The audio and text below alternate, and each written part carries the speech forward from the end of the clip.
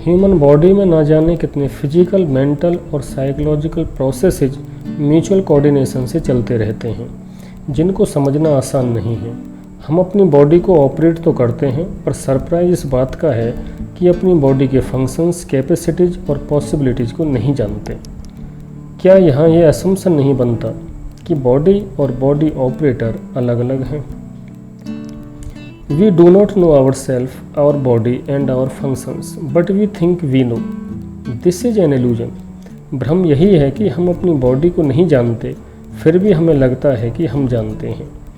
झूठ यही है कि हम कहते हैं कि हम अपने आप को जानते हैं, और यहीं से लाइन की शुरुआत होती है। लाइफ का मोस्ट फंडामेंटल लाई, जो सभी लाइज का ओरिजिन है, जिससे सभी लाइज पैदा होते हैं, वो यही स्टेटमेंट है कि मैं जानता हूँ। I know my self. और मोस्ट फंडामेंटल लाइंग वर्ड है आई, यानी मैं। जब भी किसी स्टेटमेंट में मैं या आई आता है, तो फिलोसॉफिकली वो स्टेटमेंट असत्य सिद्ध होने के लिए बाध्य है, अर्थात उस स्टेटमेंट को लॉजिकली फॉल्स प्रूफ किया जा सकता है। एक्चुअली डेली लाइफ के लाइज ऑर्डिनरी लाइज हैं। असली असत्य तो वे हैं जो अपने आप से बोले जाते हैं, और जिनकी वजह से ही फैमिली और सोशल लाइज बनते हैं। जब एक टीचर अपने स्टूडेंट को कमांड देता है कि यह काम पूरा करके लाना है, तो स्टूडेंट बिना सोचे समझे कह देता है कि मैं कर लाऊंगा, बिकॉज वो मानता है कि मैं कुछ भी कर सकता हूँ। बट जब टाइम आता है तो वो टीचर से झूठ ही बोलता है। ऐसा हमेशा होता रहेगा, क्योंकि स्टूडेंट ने अपने अंदर झूठी क्वालिटीज मान ली हैं, झूठी पॉसिबिलिटीज भर ली हैं। स्टूडेंट अपने को जानता नहीं, पर वो अस्यूम कर लेता है कि मैं अपने को जानता हूँ। इसी वजह से काम कभी पूरा नहीं होगा और झूठ लगातार चलता रहेगा। अब एक दूसरा एग्जाम्पल लेते हैं। मैं अपने सामने एक स्टील का गिलास देखता हूँ और कहता हूँ कि यह गिलास है।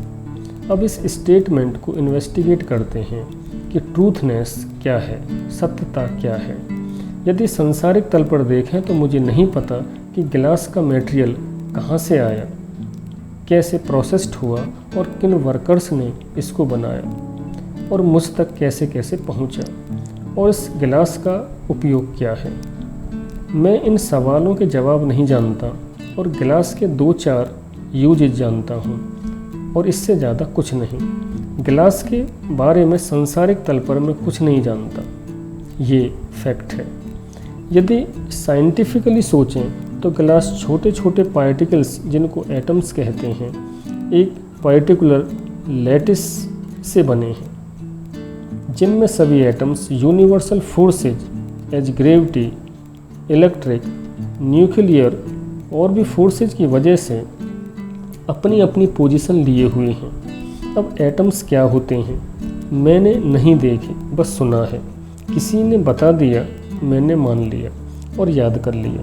तो एटम्स को ना मैंने देखा, ना देख सकता हूँ, बस गैस कर सकता हूँ, जिसकी ट्रूथनेस की कोई गारंटी नहीं है। यदि मैं एटम का एक्सपीरियंस करना चाहता हूँ तो इसके लिए मुझे बहुत वर्क करना होगा। बस माइंड के ओल्ड कॉन्सेप्ट्स ऐसा नहीं होने देते। एटम पर रिसर्च करने के लिए, नॉलेज कलेक्ट करने के लिए आलस से छोड़ना होगा, एक शेड्यूल बनाना होगा, टाइम देना होगा, जो इजी नहीं है। दूसरों की मेहनत को अपनी मेहनत मानने में फ़ायदा है, और एडामेंट रहने में अपने को ही फ़ायदा है। बातों पर अननेसेसरी फोर्सेज अपने असत्यों को सत्य जैसे बनाने के लिए ज़रूरी है। अदर्स एक्सपीरियंसेस को अपने एक्सपीरियंस बताने के लिए बहस और झगड़ा ज़रूरी हो जाता है। माइंड लेजी और स्लीप में है, इसलिए तो वो दूसरे माइंड की नॉलेज और वर्क पर डिपेंड है। क्योंकि चीज़ दूसरे की ही है तो उसका यूज माइंड लेवल से ही होता है। मतलब कोई माइंड दूसरे माइंड की चीज़ों का यूज नहीं कर सकता, इसलिए दूसरे के आइडियाज़ मेरे लिए असत्य हो जाते हैं। मैं मान लेता हूँ कि गिलास एटम से बना है। न हमको एटम्स दिखाई देते हैं, न एटम्स का पता, न उनका अरेंजमेंट का पता है। मेरा कुछ एक्सपीरियंस नहीं, तो जो मैं गिलास की इंटरनल स्ट्रक्चर किसी को बताऊंगा वो एक असत्य ही होगा, क्योंकि मेरे लिए फॉल्स नॉलेज ही है।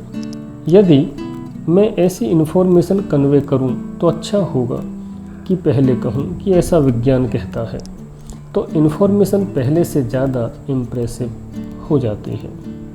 यदि हम गिलास को फिलोसॉफिकली जानने की कोशिश करें तो गिलास आउटसाइड ऑब्जेक्ट है, और जो गिलास को जानने की कोशिश कर रहा है वो मन है। मन या माइंड सेंस ऑर्गन्स और पास्ट नॉलेज पर डिपेंड है। यदि आँख हाई पावर की होती तो गिलास कुछ और टाइप का दिखाई देता। यदि ब्रेन की मेमोरी और शार्प होती तो गिलास कुछ और समझ में आता।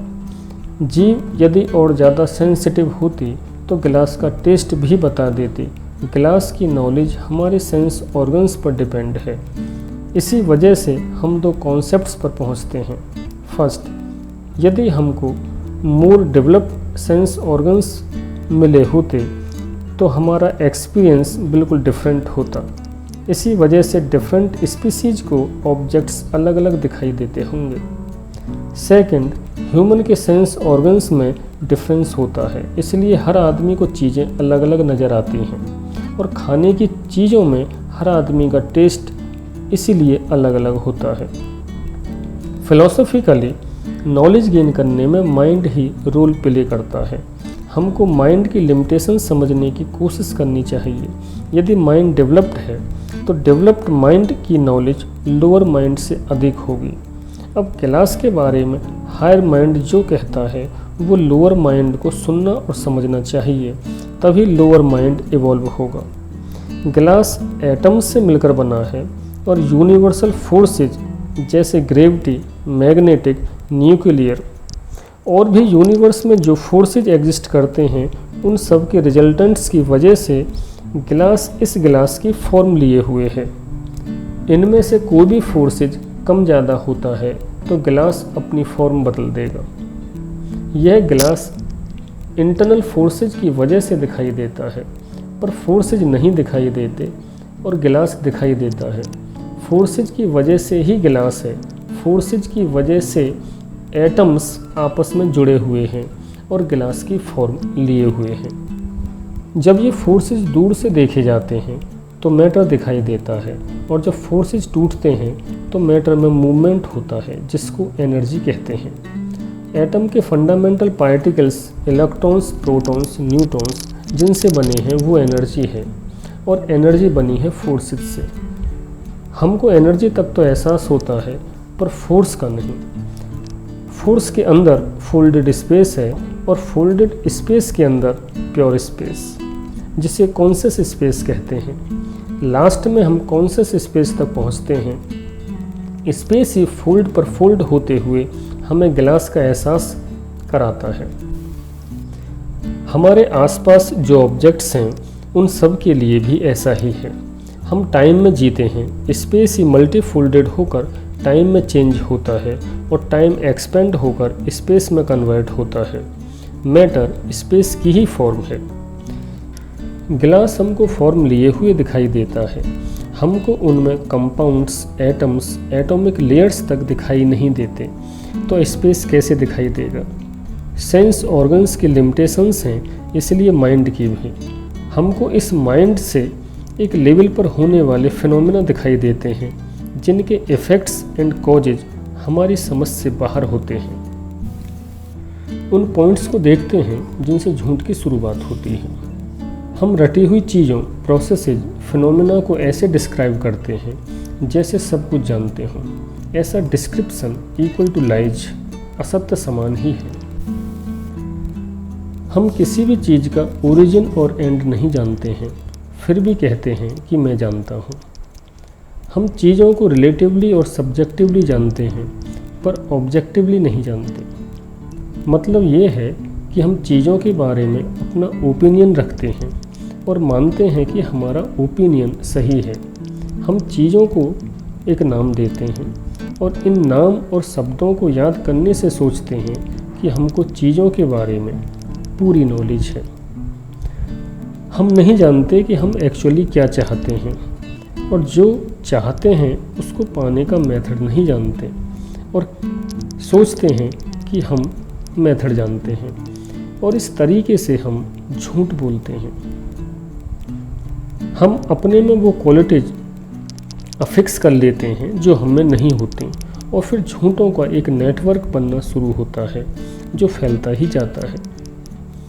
हम वो क्वालिटीज जो दूसरों में देखते हैं उसमें से कुछ क्वालिटीज की ओर अट्रैक्ट हो जाते हैं और अपने में इमिटेशन के माध्यम से सीखना शुरू कर देते हैं। जब हमको लगता है कि ये आसानी से सीखी नहीं जा सकती हैं, तो हम फॉल्स एप्रिसिएशन पाने के लिए झूठ का सहारा लेते हैं कि हमारे अंदर ये क्वालिटीज़ हैं।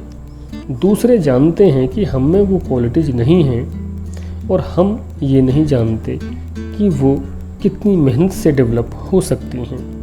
इस तरह से हम अपनी क्वालिटीज़, हैबिट्स, मैनर्स के बारे में झूठ बोलते रहते हैं। ठीक उसी तरह जिस तरह हमारी क्वालिटीज़ पर बिहेवियर है, उसी तरह वर्ल्डली ऑब्जेक्ट्स के लिए जो चीज़ें हमारे पास नहीं हैं और हम उनको पाना चाहते हैं, बट उन चीज़ों को पाने का मेथड्स हम नहीं जानते या जानना नहीं चाहते, बस डायरेक्ट चीज़ों को चाहते हैं, तो हम उन चीज़ों को छीनते या चुराते हैं, उनको पाने की इलीगल कोशिश करते हैं। लाइफ का मोस्ट इम्पोर्टेंट प्रिंसिपल ये है कि जो चीज़ें हमारे पास हैं वो हमारी स्टेट ऑफ माइंड पर डिपेंड है। किसी दूसरे की चीज़ हमारे पास ज़्यादा टाइम तक नहीं रहती, वो वापस वहीं पहुंच जाती है जहां से आई होती है। तो छीनकर या चुराकर हम अपने को धोखा देते हैं। हमारे आसपास का एनवायरनमेंट हमारी स्टेट ऑफ माइंड से ही बनता है, और टाइम की इस यूनिवर्स में कोई कमी नहीं है। माइंड के थॉट्स हों या बॉडी ने जो सामान इकट्ठे किए हों वे हों, एक ही बात है। माइंड के थॉट्स ही आउटर वर्ल्ड में चीज़ों को क्रिएट करते हैं। फर्स्ट लाई तब शुरू होता है जब हम आई कहते हैं, मैं कहते हैं। I don't know who am I, yet I से आई। चीज़ों से आइडेंटिफिकेशन ही आई की फीलिंग लाता है, और क्योंकि आइडेंटिफिकेशन चेंज होते रहते हैं तो आई भी चेंज होता रहता है। हमारे साथ एक आई नहीं, टाइम के साथ बदलते हुए बहुत सारे चेंजिंग आइज हैं। Actually we know that we know nothing, yet we never admit, confess or recognize this fact. We lie continuously that we know. For instance, the sun rises in the east. सूरज पूरब में निकलता है। यदि इस universal statement को देखें तो ये सत्य लगता है और इसको गलत साबित करने का कोई सवाल नहीं है। बट फिलोसॉफिकली देखें तो फर्स्ट ये है कि पूरब क्या है। ये सिर्फ एक काम चलाने के लिए शब्द है। पूरब को डिफाइन करना बहुत ही मुश्किल है। अर्थ पर पूरब कहाँ है आप बता नहीं सकते, और कहें कि डायरेक्शन है तो इसको डिफाइन करके देखें तो कुछ नए इमोशंस फील हो सकते हैं। सेकंड, सूरज को हम नहीं जानते कि ये क्या है। एंड थर्ड, सूरज का निकलना, इन्वेस्टिगेट करें, सूरज तो कभी निकलता ही नहीं, वो स्टेट ऑफ रेस्ट में है। निकलता हुआ लगता है, ये नेचुरल इल्यूजन है, और सन का रिवॉल्व होना रिलेटिव मोशन है। इस डिस्कशन से ये है कि लैंग्वेज रिलेटिव है और काम चलाने के लिए ही है, वो सत्य नहीं है, बस इशारा करती है। और जब लैंग्वेज को सत्य मान कर यूज किया जाता है तो वो एक लाई, असत्य बन जाती है। लैंग्वेज जब सिर्फ काम निकालने के लिए यूज होती है तो बेनिफिशियल है और कोई झगड़ा, फसाद या कॉन्ट्रडिक्शन क्रिएट नहीं करती। लैंग्वेज का यूज सत्य बताने में नहीं, प्रैक्टिकली काम निपटाने में होता है। Origin and beginning of lies, we act, think and speak as though we know who are we. हम ना अपने को जानते हैं, ना अपनी हैबिट्स को, ना अपने इंक्लाइनेशंस के रीजन को, ना अपनी बॉडी के इंटरनल प्रोसेसेस को, और ना अपने ब्रेन और माइंड फंक्शंस को। एक्चुअली हमको किसी चीज़ या प्रक्रिया की प्रैक्टिकल नॉलेज नहीं है। हम सभी चीज़ों को दूसरों से जानते हैं और बताई गई बातों को रट लेते हैं और नॉलेज दिखाने के लिए उन्हीं शब्दों को बार बार रिपीट करते रहते हैं। इस फैक्ट को हमें समझ लेना चाहिए कि हमारी नॉलेज का बेस क्या है और हमारी नॉलेज में कितनी डेप्थ है। माइंड के कुछ फंडामेंटल लाइज को समझते हैं। First, I have self knowledge, मुझे अपनी नॉलेज है। सेकंड, आई एम अवेक, मैं जागा हुआ हूँ। थर्ड, आई एम कॉन्शियस, मैं होश में हूँ। Fourth, I am not mechanical, मैं मैकेनिकल नहीं हूँ, मैं एक रोबोट नहीं हूँ।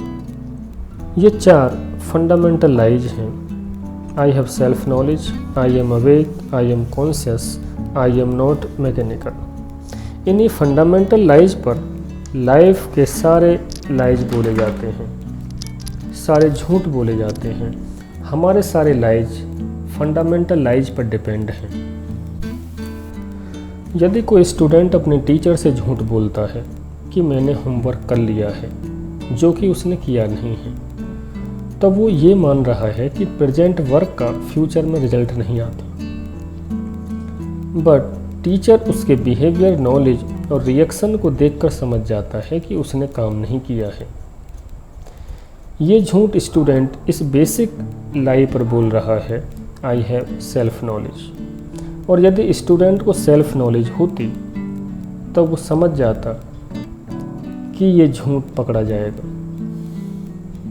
जब भी स्टूडेंट कोई नया एक्सक्यूज लाता है तो वो इसलिए शान से बोलता है कि उसका एक्सक्यूज ओरिजिनल है, ऐसा वो मानता है। बट स्टेट ऑफ माइंड की वजह से ये मैकेनिकल है। मतलब हर माइंड उस स्टेट में वही एक्सक्यूज बोलेगा।